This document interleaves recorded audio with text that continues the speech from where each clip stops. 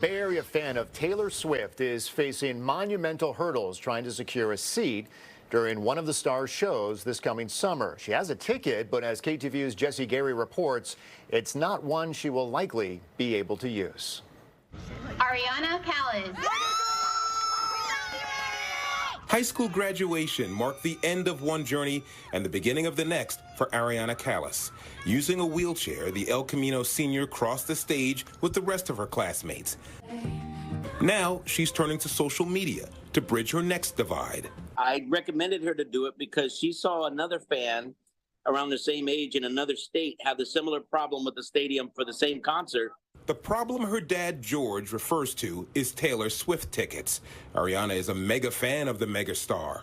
She started writing when she was around my age, so it's like she went through all the things that like I'm going through now, if that makes sense. Like she's kind of experienced like everything. I want you now to meet Ariana.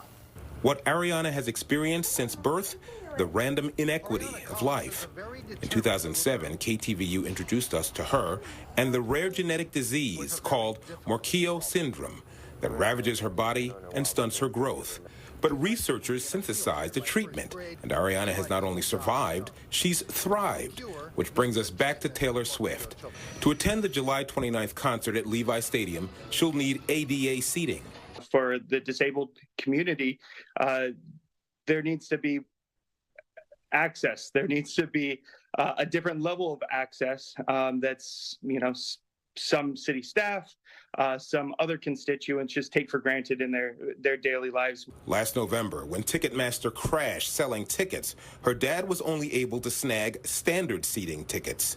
You have to email our ADA exchange department and request how many tickets, and basically it's a first come, first served type of thing.